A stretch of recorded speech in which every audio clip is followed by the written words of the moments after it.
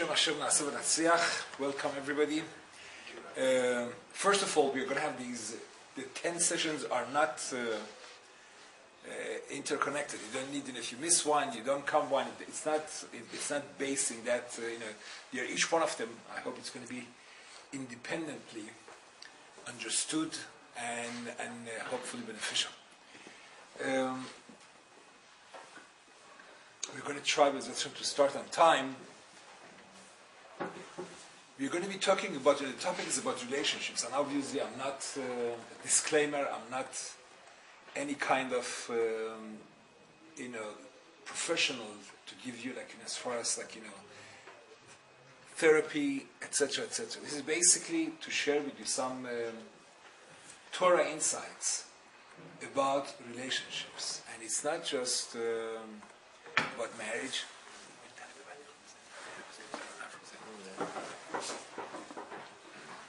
It's relationships, altogether. There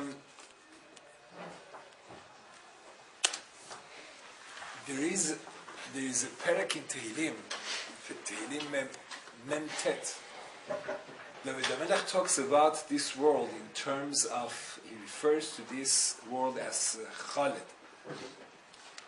So the Mepharshim ask, what does Khaled mean? We have different terms about, in the world in Hebrew. So Rav Hirsch explains that, Khaled comes from Chaluda. Chaluda is rusting. The Melech basically is telling us that anything that has to do with this world, it's temporary. It doesn't stay. Anything that it's in any way that it's connected to Olam Hazeh, to this world, it's something temporary and not lasting. But in the same chapter in Tehillim, the Melech tells us what stays. Right? He says, "V'azvu la'acherim chelam." The famous pasuk in Tehillim, "V'azvu la'acherim chelam." Chayil in Hebrew has different meanings. One of them is wealth, success, etc. So David HaMelech, as Rabbi Akiva Eger explains, he says, the relationships that we create, right, whenever we come out of ourselves, we are givers. Azvu, it's also like Azru. This is something that is a true chai. This is something that stays. Basically, he's telling us that what is going to stay from us after 120 years, it's basically the relationships that we create. These are relationships that, what we create with Hashem. Thank you. And also, among us, and it's the ultimate one, it's in marriage. In other words, there is these relationships. One is between us and HaKadosh Baruch Hu. The everlasting, relationship that, never stops. This is something that stays forever. And also, the relationships we create with our other human beings. It's friendships, and the ultimate friendship, like Arizal says, when the Torah says, it's marriage. Right? That through marriage, the relationship that is created through marriage, these are things that stay. Right? This is v'azvu la'acherim chelam. This is the chayil that stays forever and ever. So, Be'ezrat Hashem, you see, what you want to do is really to get some Torah insights into relationships, how to create relationships that Be'ezrat Hashem are going to be lasting, to create, and also to elevate the ones we see. We see in the Torah that when Hashem creates Adam Harishon, unlike all the other creatures, right, all the other creatures were created as couples. Right, but when it comes to Adam, to human beings, first Hashem creates Adam Harishon without a mate, and then later, after Adam Harishon feels what is it like being lonely, right? When he's boded, all by himself. He feels like the necessity, the need, right, to have a mate. Then HaKadosh Baruch Hu creates Chava. Hashem does not, and Ramban explains that, Hashem does not create it right away, right? That it's like like all the other creatures, he could have created them pairs. But when it comes to Adam HaRishon, Adam was the only species that was created by himself. Just and then HaKadosh Baruch Hu, and the Midrash tells, the Torah says, "Ula Adam lo masalo ezer kenegdo." And Adam HaRishon saw that what he needs, it's different than the need of all the other creatures. And when he was totally desperate and depressed about being alone, that's when HaKadosh Baruch Hu, right? Then what it says, Hashem says, the Torah says that HaKadosh Baruch Hu put Adam to sleep, which that also is like in a state of weakness. And then Hashem created Chava. By the way, to quote Rabbi Ben David, he says, it doesn't say in the Torah that Hashem woke up Adam HaRishon from his sleep. So men are still, they continue to slumber. If the wives sometimes see that their husbands are forgetful about a lot of things, don't blame it on them, blame it on HaKadosh Baruch Hu. Hashem forgot to wake up Adam HaRishon from his tardema. It says Hashem put the tardema in him before he created Chava. So, but so we see that we see that Adam HaRishon could not have been what Hashem had in mind as his purpose in creation by being alone. Right? Lo tov heyot Adam levado. The Torah tells us Adam cannot be tov levado. Levado being by himself. Selo ezer kenegdo. We need company. We need to have and as I said, it's like it's having friends, relationships. It's not just limited to into marriage, right? The Gemara, there is a very popular quote that it says "O chevruta o mituta." It says if there is no friendship, if there is no relationships, then it's mituta. It's like death. The Gemara tells us what there was a certain one of the Amoraim that he fell asleep, and then after 70 years when he woke up, right, he went back to his town, and nobody knew him, and nobody could so he preferred to not to be in this world. He says, the Gemara says, "O chevruta mituta." We need within that companion, and the Torah tells us that actually we grow through friendships, we grow through the relationships that we create. It's very interesting that we see it from the beginning of creation. We see it by Moshe Rabbeinu alav shalom. That the term gadol in Hebrew gadol means big. But in what connotation gadol comes in the Torah? It's very interesting. We see it at the beginning of creation. The Torah says that Hashem created two me'orot, two sources of light. Et ha'ma'or ha'gadol ve'et ha'ma'or ha'katan. The big one and the small one. So Rav Soloveitchik says that why is the sun called Ma'or HaGadol? Because the sun is a giver. The sun gives light to the moon. So we see that in Hebrew, being a Gadol, maturing, it's like being a giver. The sun is called Ma'or HaGadol because the sun gives light to the moon. That's why it's called Ma'or HaGadol.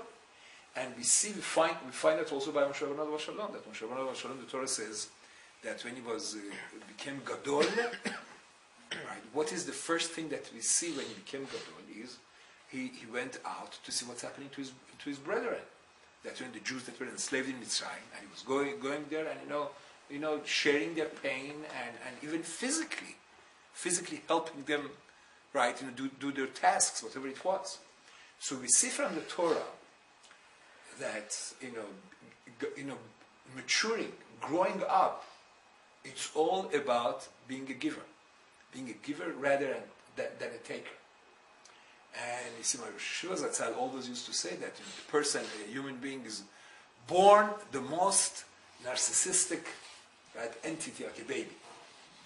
baby is the epitome of selfishness, right? They're just takers and takers and takers. Right? We see if they're hungry, they need something, they start screaming, right? There's no consideration of what kind of, the parents, what kind of day they had. They need to be changed, they need to be fed. They're screaming on top of their lungs. And you see, this gdila, this growing and maturing, it's a process that has to continue. As a baby grows up, so he learns or she learns to be more considerate, not to be just a taker, not to be narcissistic, so to speak. Right? And Hashem expects that kind of maturing process to continue.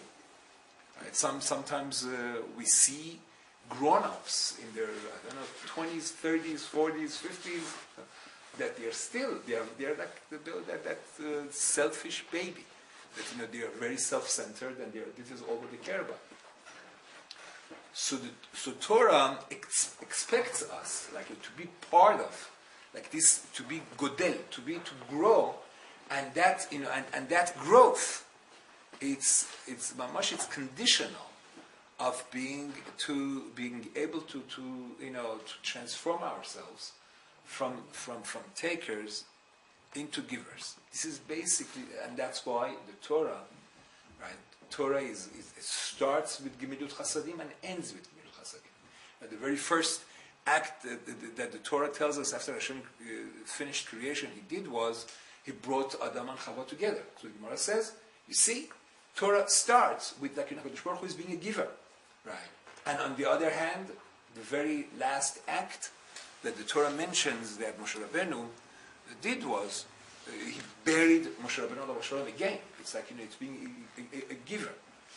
So the Gemara says, you see, this Sefer, the Torah, starts right with being a giver and ends with that, and whatever you have between everything else, it says it's Torah. It's about transforming a person from being a taker, from being that narcissistic baby, into a giver. So this is really the foundation that the Torah lays for us, as far as in relationships. First of all, that we have to realize, like Adam Rishon, being lonely, lo tov hiyot adam levado, right? And we need that companionship. And the Torah tells us that this process of maturing, right, through relationships, comes to its culmination in marriage. Right? A lot of times I say this under the chuppah. You see, it's the Torah tells us that Al ken ya'azov ish et aviv et imo v'davak be'ishto. After Hashem creates Chava and brings Adam and Chava together, right? The Torah says, "Al ken ya'azov ish et aviv et imo v'davak be'ishto." So the simple meaning is that okay, so that's why when people get married, right? So what do? Ya'azov et ish et aviv et imo. They leave their parents and they cling one to each other, right? Al ken ya'azov ish et aviv et imo v'davak be'ishto, right? But really, the deeper meaning of this sentence, which is crucial in understanding what Borei Olam, what Hashem had in mind in marriage, is that Hashem tells us that when we are born in one relationship, right? And that relationship is we are born as children to our parents. This is the first relationship. And then Hashem tells us, when you get married, Al ken ya'azov ish, like put that relationship aside of being a child, being a taker, and then with the vak be'ishto, because here in this relationship, you're starting something new. Here, it's all about giving and not about taking. And this is the deeper meaning of what it says, Al ken ya'azov ish l'aviv et imo v'davak be'ishto. Now, you see, we need a model, really, how to create relationships.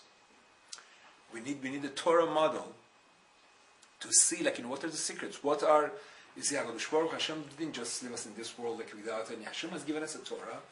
The Torah is Torat Chaim. It's a Torah for life, how to live. And it's not just about Olam Haba, right? The Torah life is about making our lives here in this world also to be happy. Right? Hashem expects us to be happy people in this world, and He has given us a tool. And the tool is Torah Kedusha. So the Torah gives us a model that, I'm going to probably spend the rest of today and probably next week's session in studying this model, and then see what kind of lessons we could culminate from that, really to create relationships. And then Bezrat Hashem will move from there on. There is a beautiful sefer that I would like to introduce, that I'm going to use part of it for our discussions. It's called Tomer Devorah. Tomer Devorah, I guess translated the palm tree of Devorah. It's a Kabbalistic book. It was written by Rabbi Moshe Cordovero, who was the Rabbi of Arizal, lived in Tzfat. And the book is, it's basically the foundation. It's on Kabbalah. But it's not, this is not something that, they would teach down the block here. This is something that would relate to. And you see, it's like using space technology for daily life, right? So Rabbi Moshe Cordovero in this sefer, right, which I'm going to just just share with you inside his introduction, he really sets up the rules that how could we derive from Torah, right, this model of what Hashem HaKadosh Baruch Hu instructing us, right, to create proper relationships, right? You see, he says Ha'adam ra'uy sheyizdameh lekono. He says a person is supposed, the task of a person being in this world is that he should make himself similar to Hashem. Right. By the way, we should know the Torah says Al ken ya'azov ish et aviv v'imo v'davak be'ishto. This term of devekut, clinging, I don't know how it's translated in English. Devekut, it's used in Torah in two connotations. One is in marriage, and one is our relationship to Hashem. Right? You would not find this term anywhere else in the Torah. The Torah says, right, in Bereshit, it says, Al ken ya'azov ish et aviv ve'et imo v'davak be'ishto. Right? As we explained. And later on, the Torah says, ubot tidbakun, that Hashem wants us to be davek to Hashem. It's the same term, to cling to Hashem and to cling into marriage between husband and wife. The same exact terminology. And Rabbi Moshe Cordovero says that really, if you want to cling to Hashem, we have to become similar to Him. If we follow Hashem's characteristics, so this brings the devekut. That being similar to Hashem brings that devekut. So we need to study Hashem's characteristics and to emulate Him. And through that, we are going to achieve two things. We are going to have that devekut to Hashem, and we are going to learn how to create that devekut that in a relationship between husband and wife. So he says, "Ha'adam ra'ui sheyizdameh lekono, va'az yeh besod hatzura ha'elyona, tzelem u'dmut, she'ilu yidumeh begufo v'lo bepa'ulot."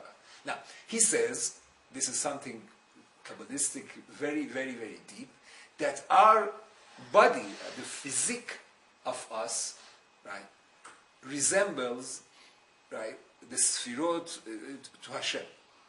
He says a person is created, when the Torah says that Hashem created Adam b'tselem Elokim, as an image of God, this is in God. Obviously Hashem doesn't have any images. But you see, the way our bodies are built, right, it has to do with sfirot. We are not going to go into that. So, but there is, you see, the way Hashem has created us is just one notion of that. That's you have the brain on top, heart, like the heart is lower, and the other parts of the body are lower than that. And this is not a coincidence. This is something that Hashem wants to tell you, right? In our lives, the brain has to rule, right? To give you like Nachash. We talk so much about Nachash, the snake, that he was the one that like the Satan, etc. Nachash, everything is on one level. The head and the heart, everything is on one level. This is the Nachash. This is Pasud.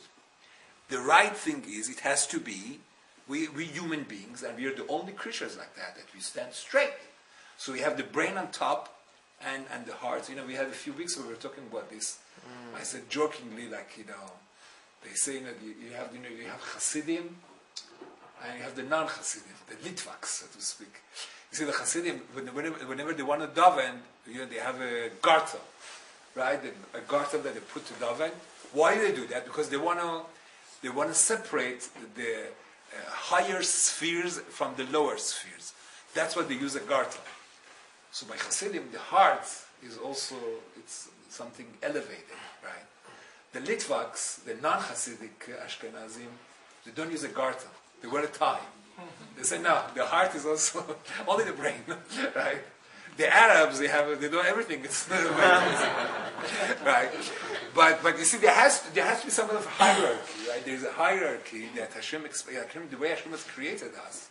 You have the brain, right? There is an order, and it goes very deep. You see, in Kabbalistic writings, right? They talk about, like, it's we just think, okay, it's very functional, etc. But I'm not going to go into that. But Rabbi Moshe Cordovero says the same way that a person, in his body, so to speak, he reflects. He says, "She'ilu yedume begufo velo ba'peulot haru machziv atzura." Right? He says it's not just that the body has to resemble the order, the hierarchy that Hashem had in mind. He says, but also we have, right? We need He says, if we are not mitdame, if we are not similar to, if we don't make ourselves like Hashem, also in His characteristics, so then this thing of that HaKadosh Baruch Hu created Adam betzelem Elokim, it's not going to be fulfilled, right? So it's a two-way thing. It has to be the same way that physically that resemblance exists. It needs to be also, right, in our characteristics. So לפיכך ראוי שיתדמה אל פעולות הכתר שהן 13 מידות של רחמים עליון. So that brings Rabbi Moshe Cordovero to a pasuk in Micha, that in that pasuk, right, the Navi teaches us about 13 attributes of Hashem.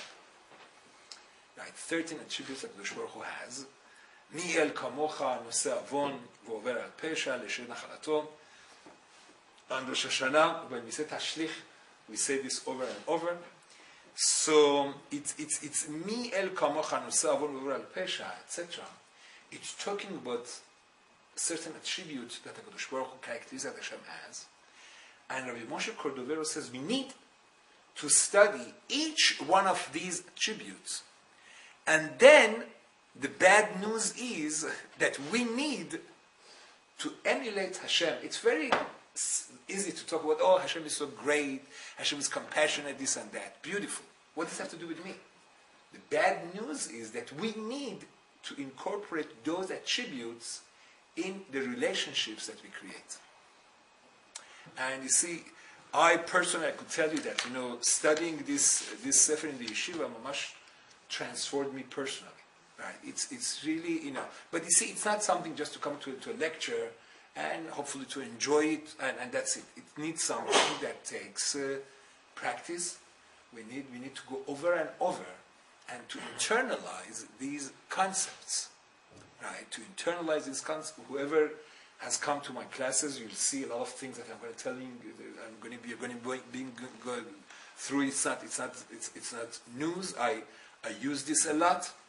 Right, but really, what Rabbi Moshe Cordovero says, and this is something that a lot of yeshivot, especially the ones of Elul, they learn Tomer Dvorah, because you see, when it comes to Rosh Hashanah and Kippur, and you're talking about repentance, Shua, etc., etc., right? It's all about correcting our relationships. Right? It says in about Yom Kippur, it says, "Ki bayom hazeh yechaper alechem mikol chatotechem lifnei Hashem yitar." Yom Kippur, a person does tshuva, HaKadosh Baruch Hu forgives him. But things that are amongst us in our relationships, whatever needs to be corrected, that, you have how many Yom Kippurs come and go, it's not going to help. Yom Kippur is not going to correct, right, any problems that, we have as far as like in the relationships that we create, whatever it's not improper there, Yom Kippur is not going to help that. Ki bayom hazeh chaper alechem lifnei Hashem titar. Yom Kippur, fasting, going to slichot, etc., etc. This is just between us and Hashem. Is going to take care of it. That's why in yeshivot, right, this emphasis, especially when it comes the month of Elul, a lot of yeshivot, they study Tomer Devorah, because Tomer Devorah gives you the ingredients. It gives you, a plan of action, how to work on the midot, and how to bring about that, the corrections that we need, Be'ezrat Hashem, to be able to face HaKadosh Baruch Hu, because we have to realize that, again, going back to the teachings of Kabbalah, the worst punishment is Gilgul.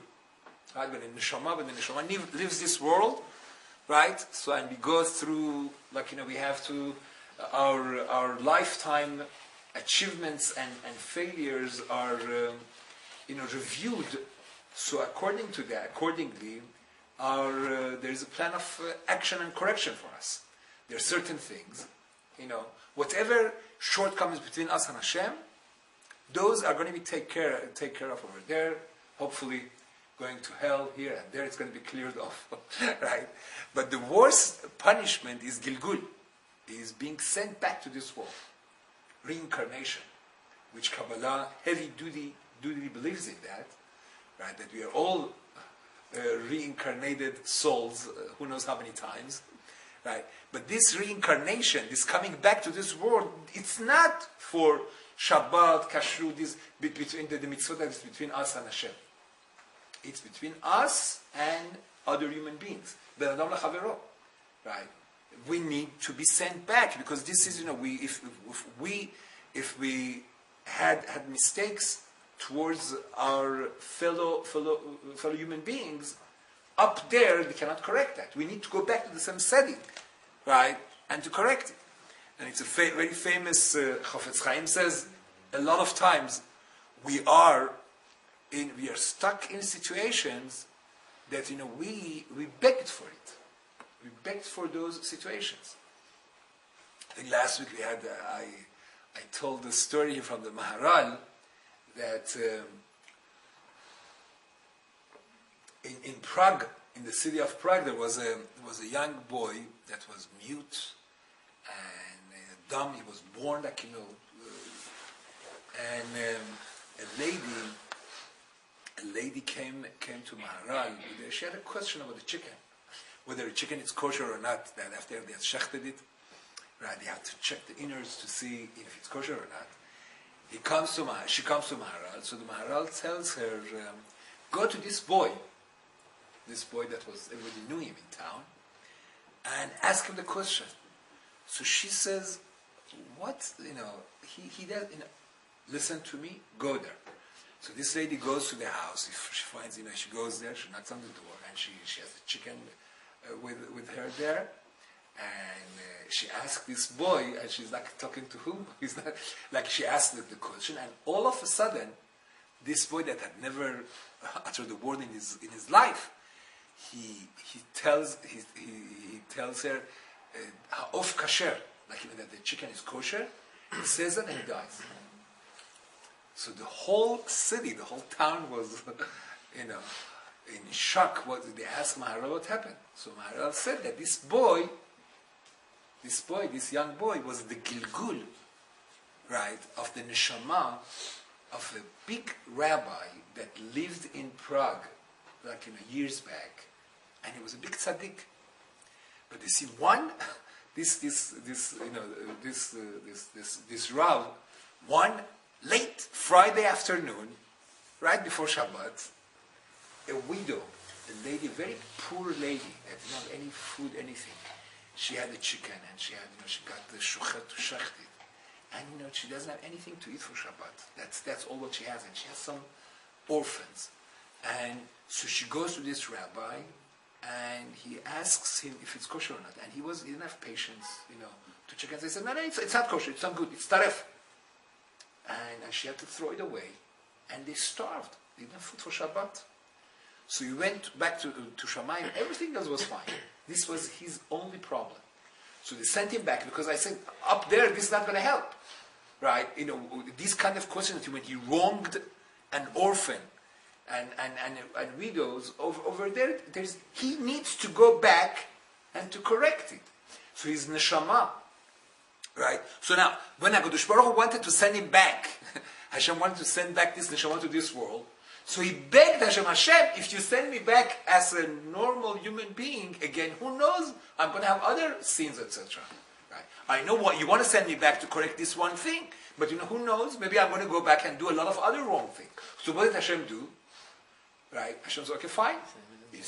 I'm going to send you back as this, this dumb kid, etc., that you're not mechuyav in any mitzvah, you cannot do anything wrong because there is nothing expected of you.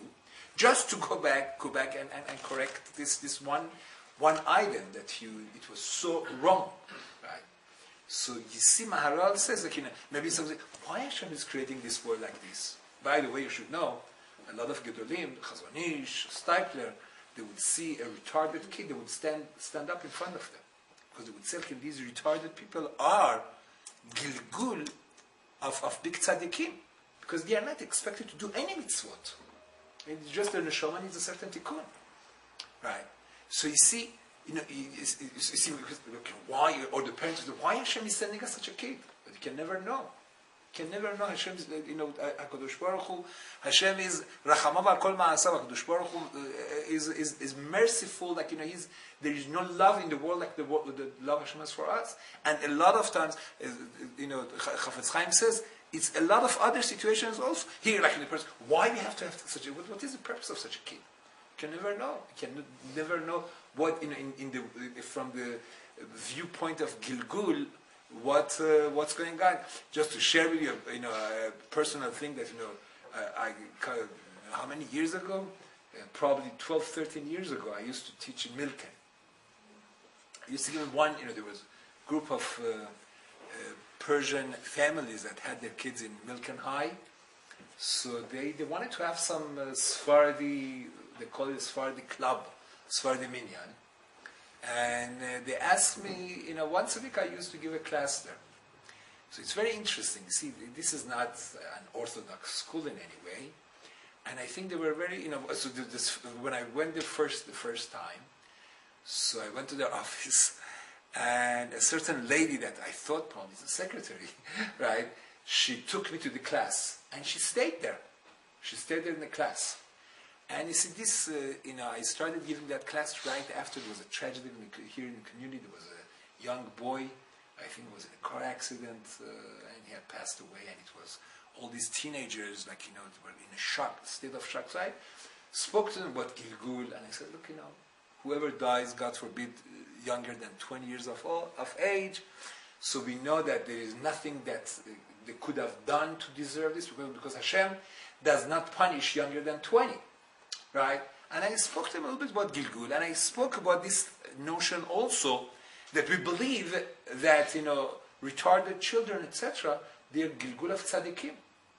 And that's why, they are exempted from the mitzvot, etc., etc., They would ask questions. It was very lively discussion. And then at the conclusion of that session, so this lady that I thought, it turned out she was the dean of the school, right? So she told me on the way back to the office, she said, I can't wait to go to call my husband. I said, why? He said, my husband from his previous marriage, he has 2 autistic children. And what you told me, I'm sure it's going to change his whole perspective and what's the inside story, etc. You see, you can never know. Chafetz Chaim says, sometimes it could be a person that is really struggling financially. Whatever person is struggling financially and constantly davening to Hashem, Why me? Why do I have to suffer like this on and on and on? But it could be that this person begged for this situation. It could, he says, Chafetz Chaim says, like, sometimes like you see, you have a person that Hashem has given him, a lot of money, and he was here in this world and he didn't give enough tzedakah. Okay, he goes up there. Right? He goes up there, Yom Hadin, and they see everything. He did, kept all the mitzvot, they didn't give enough tzedakah. Why? We have to send him back. So he's going to come and beg Hashem, if you send me back again and give me a lot of money, I might fail again and not give enough tzedakah. So please, this time around, send me as a pauper. Don't give me money. Don't give me money. And whatever I'm going to plead, don't listen to me. Because the whole purpose is to come back. I have to make up for the shortcoming. I'm afraid I'm going to make it worse. So Chafetz Chaim says a lot of times, you see a person like, davens, and please, why tefillot don't accept it? But you can never know.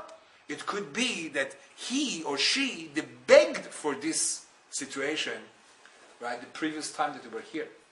So you see, the point is again, that we have to realize, any shortcomings in relationships, this is not, whether, it's like not giving tzedakah, it's also the same, right?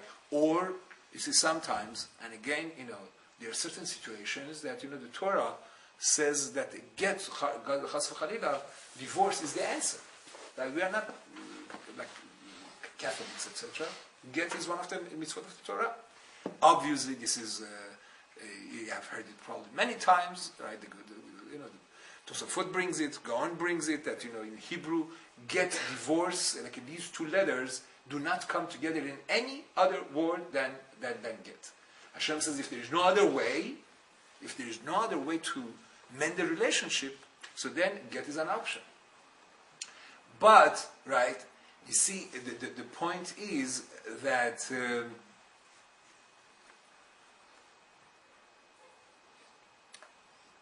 we see that, the Torah, this is, the get is when nothing else helps. This is something that the Torah believes that most other issues could be rectified, right? So this option is also mentioned and sometimes, right? Sometimes it could be a person's in a relationship. The Mekubalim will tell you that this also has to do with Gilgul. See, again, I don't want to be miscoded, and I don't want to be misunderstood. Get is an option in the Torah, but you see a lot of situations back in Iran. You see besuzobesas. In America, it became a four-letter word, but sometimes kabbalistically, a person is in a relationship really to make up for what they wronged last time around. You see, if a person has, God forbid, a very vicious husband, maybe last time they had a very kind husband that they took advantage of. So they come back, right, somehow to make up for the shortcomings from the previous Gilgul. And again, please don't, I'm not saying there are certain situations that really get is the answer. Right? But you see, this concept of Gilgul could really have a lot of ramifications. And in Kabbalah, this is the worst punishment. The worst punishment possible is Gilgul. All the other consequences are minor in comparison to Gilgul. But Gilgul happens for what? For shortcomings in relationships between Ben Adam L'Chador, between us and other human beings, not between us and Hashem. So Rabbi Moshe Cordovero tells us basically that what we need to do is, right, we have to study Hashem's attributes and to try to emulate them in our relationships. And through this, we are gonna achieve two things. We are going to achieve, first of all, right, the vekut. This is something that's going to rectify, it's going to correct the relationships here. It's going to create the vekut between human beings, between a couple, spouses, and also it's going to bring the vekut to HaKadosh Baruch Hu. When we are similar to Hashem, as he says, Ha'adam ra'ui sheyitdameh lekono. When we are, this is a very deep Kabbalistic concept, right? You see, similarities attract, right? When we go to a group and you see somebody that you have something in common with them, right? So you get attracted to them, right? Here it's the same thing. If the goal is, and in Kabbalah they tell us, Ramchal tells us in Derech Hashem, that the biggest pleasure that you could imagine it's being Dovek B'Hakadosh Baruch Hu. There is no pleasure higher than that, right? Being Atem Advekim B'Hashem Elokechem Kulechem Hayom. When a person is Dovek to Hakadosh Baruch Hu, so then it says, it says Oz v'chedva b'mkomo. When a person is Dovek B'Hashem, he comes to that Dvekut. This is something that's going to give him strength. This is something that's going to give him joy. All comes from that. Once I heard Rabbi Becker, I think, was saying to give us what does it mean, this pleasure of being Dovek B'Hashem. He was saying, I can imagine, for a teenager, to being backstage with his idol, I don't know, sports or from Hollywood, whatever. What it means to be in that proximity, right? I always tell over a story from my sister, when she was before she was married, she was working in Manhattan. So once she told my wife that one of her friends, a single religious girl, once she went to Manhattan to have to buy ice cream, and on the line she was standing behind somebody she looks back and I think Robert Redford, some movie, I don't know who was standing behind her, and she goes and she pays for the ice cream and stuff, and she says, "Where's the ice cream?" So the seller says, "You put the ice cream in your wallet." Being in the proximity, being in the proximity of a dream. Could you imagine, if that brings you such a joy, what it means? Just to give us a glimpse. What does it mean to be Dovek B'Hakadosh Baruch Hu, Borei Olam, to be close to Hashem? Right?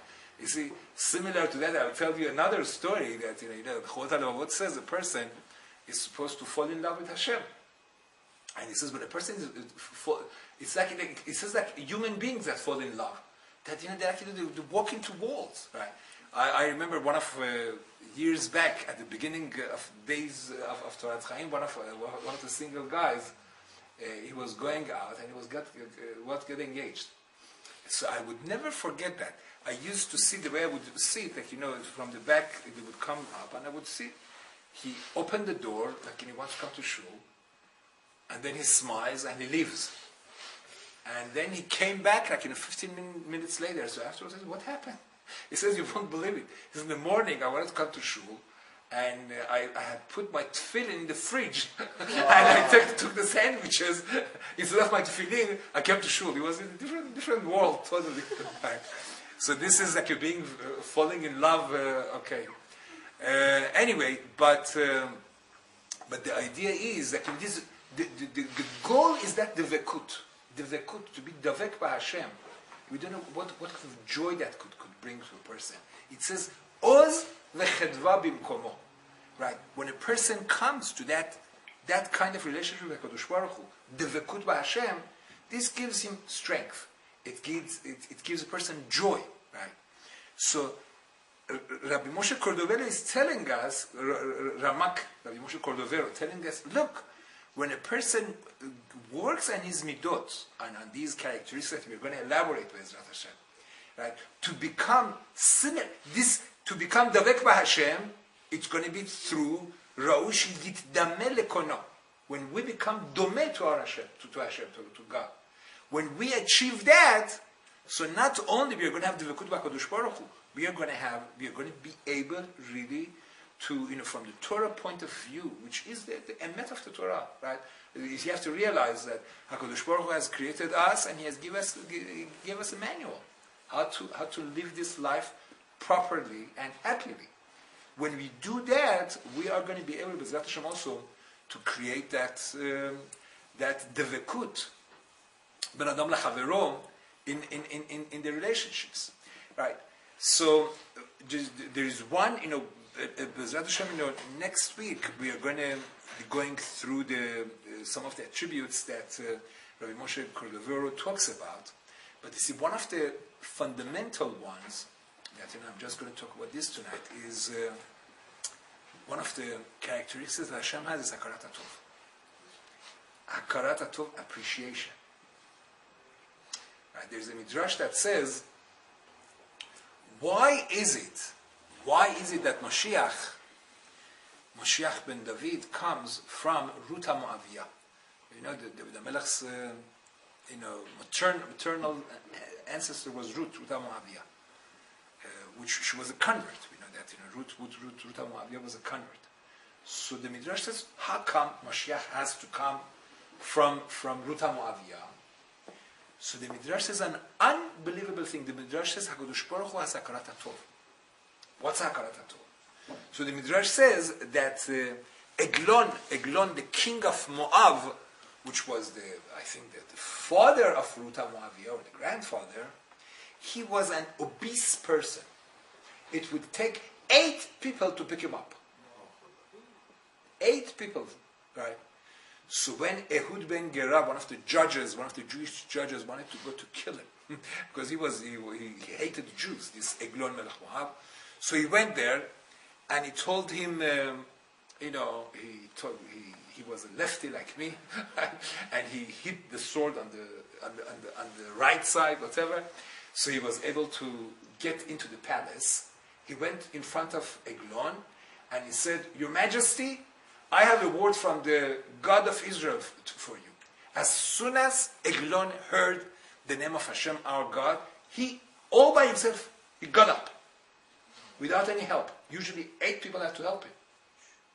He had such a respect for Hashem. And then Ehud killed him, right? But the Midrash says, because this Eglon Melech Moab had such respect for Hashem, HaKadosh Baruch Hu, Hashem has gratitude. Hashem has gratitude, hakarat hatov, appreciation for Eglon, and that's why Mashiach comes from him, right? We see one of the midot, one of the attributes that HaKadosh Baruch Hu possesses is this sense of hakarat hatov. And as a matter of fact, right, this hakarat hatov that we're talking about, it's something that that Adam HaRishon lacked. It says David HaMelech compliments Adam HaRishon, Mashiach, right? It comes, Adam is Adam, David, Mashiach, right? One of the major shortcomings of Adam HaRishon was that he did not have hakarat hatov. He had two major shortcomings, Adam HaRishon. One was that he did not take responsibility. Right. After he sinned, the fact that he sinned, it was expected. Right. It was expected that Adam HaRishon is going to sin. That wasn't the problem. The problem for Adam HaRishon was the aftermath of the sin. Right. One was he did not take responsibility, and the other one was that he did not have a sense of appreciation. When he sinned, he said, what did he say? Ha'isha shenotata imadi. It's not me. He didn't take responsibility. And he said, it was the wife that you gave me. So Hashem said, you forgot how miserable you were when you were lonely, right? That you were depressed. You don't have appreciation for your wife, right? This was the sin of Adam HaRishon, lack of appreciation, right? And we have to realize, for relationships, one of the essentials is exactly that, to develop that sense of appreciation of hakarat hatov. This was something that Adam HaRishon lacked. Adam HaRishon did not have that sense of appreciation. And this is really the major sin. And you see, this is something that, and if you're supposed to emulate Hashem, you have to realize this Eglon Melech Moab, he was worshipping idols, right? But the HaKadosh Baruch Hu looks at this point that, the good that he had that sense of appreciation, right? And we need to emulate that. And this is in any relationship. In any relationship, and especially when it comes to marriage, right? Hakarat hatov, the sense of appreciation, is fundamental, right? For any kind of relationship to work. Whether it's between us and Hashem, or it's between Ben Adam la Makom, or Ben Adam la Chavero. Fine. We we are going to be, Bezrat Hashem, elaborating on this. I just, it's good, if every week, you would help me to have some good jokes. We need you, Mr. Habusha. Next week is going to be your turn. Okay. But, fine.